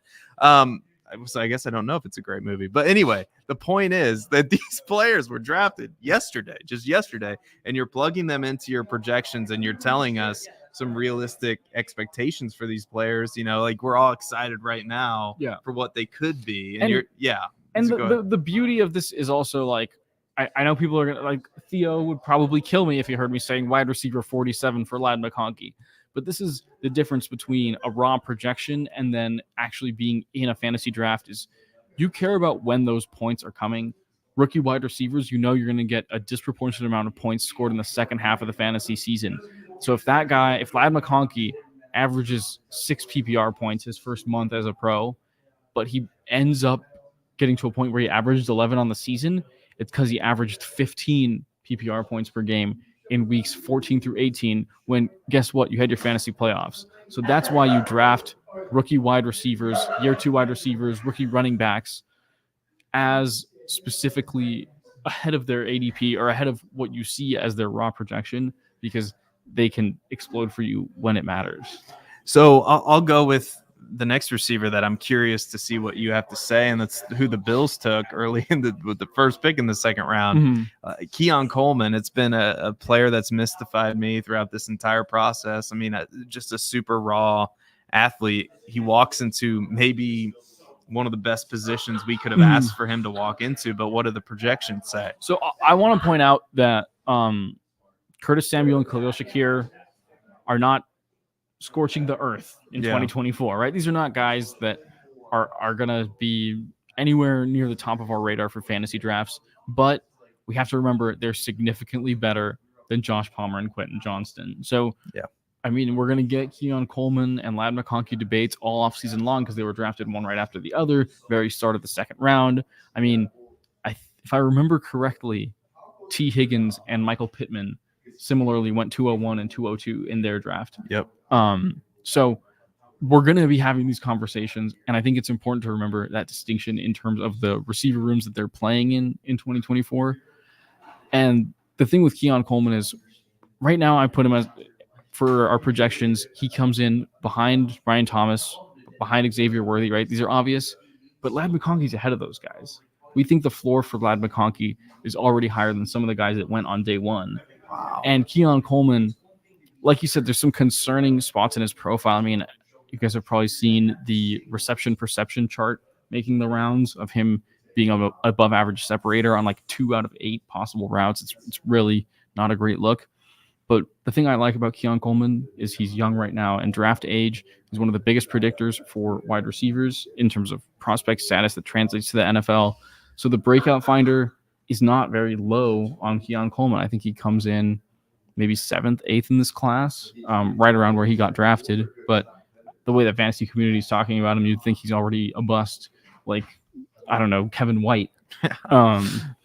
So I think that Keon Coleman, there's some reason for optimism. I can see the pessimism. Comes in as the rookie wide receiver 6 in projections. We had... You probably had Worthy. We had 7 last night. Yeah, I think so. You had the 3 Worthy, Brian Thomas Jr., and then who else? Gosh, we're spacing light. Yeah. It was that was 5 for sure. Gosh, I feel like the over-under was 6.5. Yeah, We're choking so hard right now. Yeah, it's okay. Like, you can feel free to let us know in the chat. I don't really care at this point. It's 1 a.m. here on the Eastern Coast, so forgive us if our brains are a little bit the point is scattered that here. Keon Coleman, I think he's going to be underdrafted in dynasty drafts.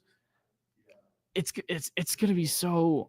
I think there's going to be very strong haters on one side, and then there's going to be people who are just telling you the landing spot is going to overcome everything because Josh Allen is an elite quarterback, and there are definitely targets available in that offense. There were 7 because it was hold on, it was Brian Thomas Jr., Worthy, the 3, Pearsall. If only we had this information on PlayerProfiler. I know that you can see.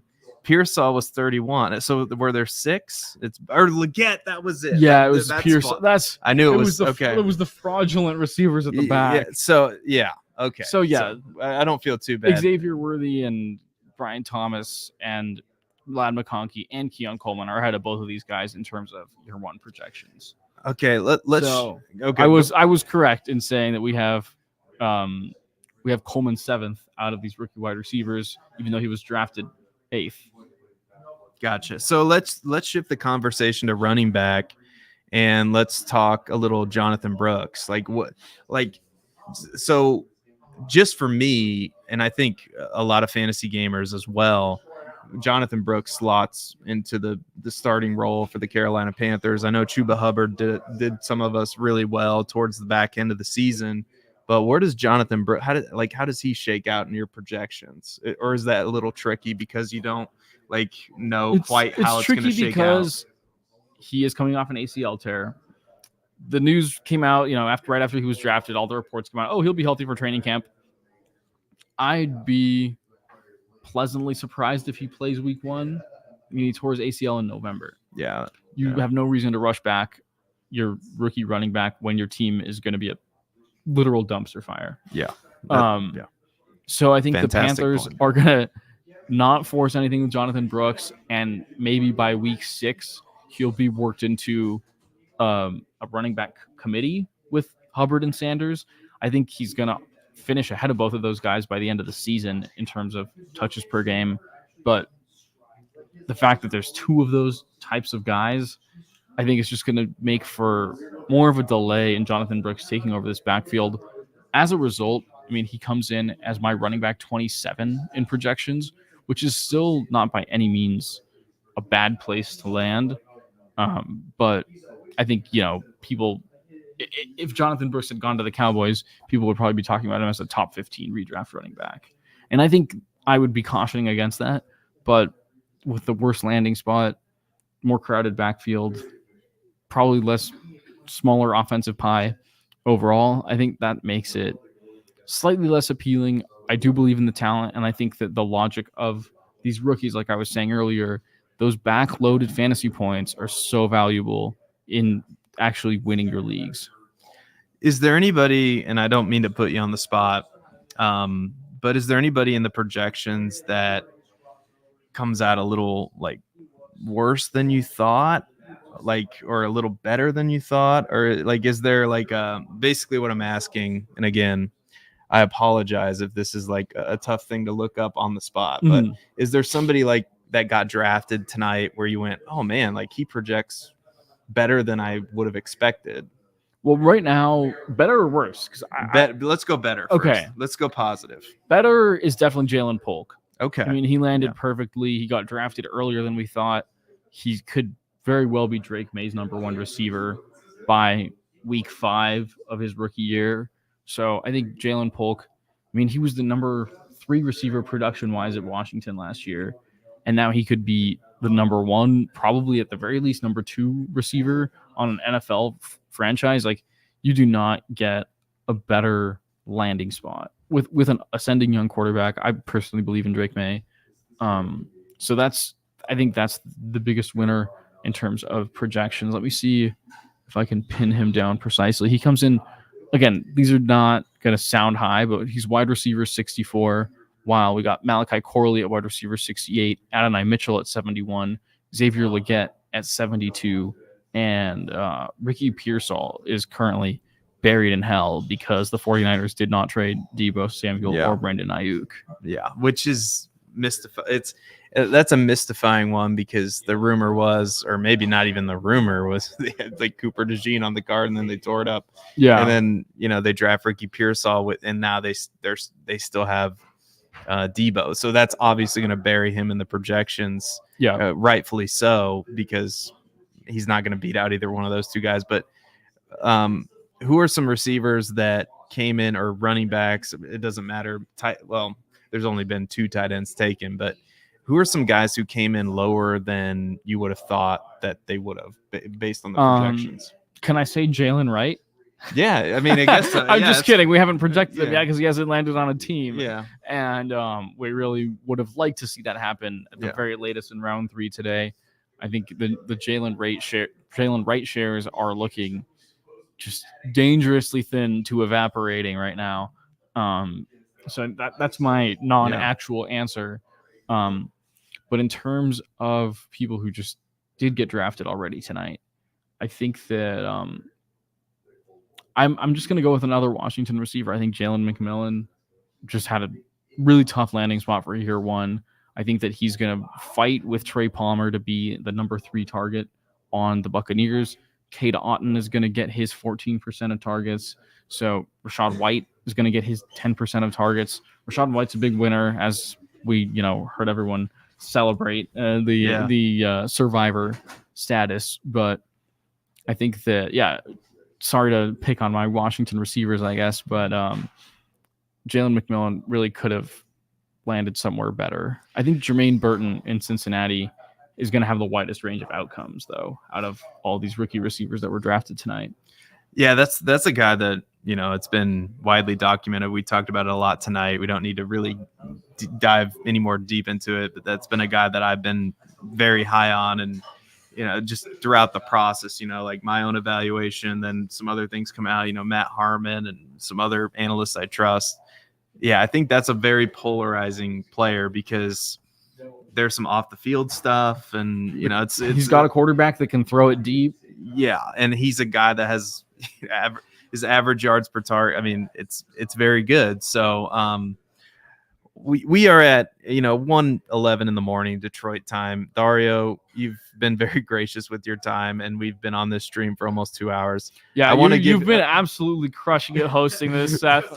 I don't know how anyone else could have done this. I mean, ignoring the fact that Bradley did it last night. So, but not trying to shit on Bradley here, but I don't. Anyway, no, but honestly, a very remarkable job. I mean, you didn't even take a sip of water between the ending of the 4-hour broadcast and then had to start the 2-hour post show. So yeah, appreciate you having me on. We are fighting through the night, like you said, and just a thrill to be a dynasty manager. Right now. Hell yeah! And so before we go, do you have like a bold prediction to end the show with? I'm terrible. I don't. If anybody knows me from the Dynasty Roundtable, you'll know that I'm terrible at ending shows. I can't do it. It's almost like I don't want it to end.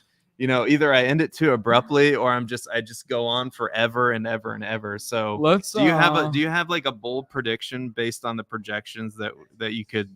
I'm putting Dario on the spot here.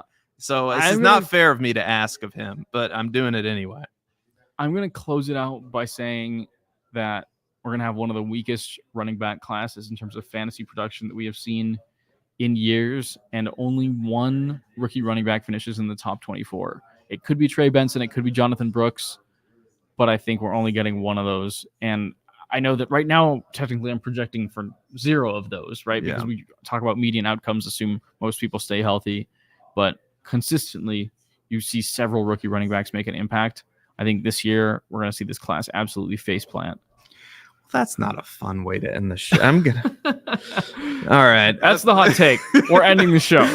These running backs suck, everyone. No. Anyway, thank you. Sell. Don't forget to like and subscribe for all the fantastic guests we've had on tonight, like this draft house, this draft experience.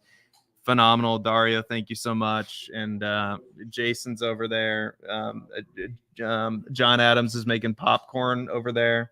He's been a big part of this, updating the players as they come through. He's been crushing it. I want to. Is there anybody? Josh Larky. We're watching the basketball game in the background. Shout out to Frank. Anyway, Frank Lakatos, the OG. Frank has been watching the Mets. I don't know how the Mets fared tonight, but I'm sure he knows. Anyway, I'm doing what I always do, and I said I wouldn't do, is I end the show very clunky. So nobody cares about Aaron Rodgers. Wiseman for Heisman. Bye-bye, everybody. Have a great evening. We'll see you on day 3 tomorrow. Hey, I want to thank you for being part of this broadcast. If you have any thoughts on it, leave a comment. If you enjoyed it, make sure you leave a like. And if you want to see more shows on the Player Profiler channel, subscribe to it. That's how we know you want more.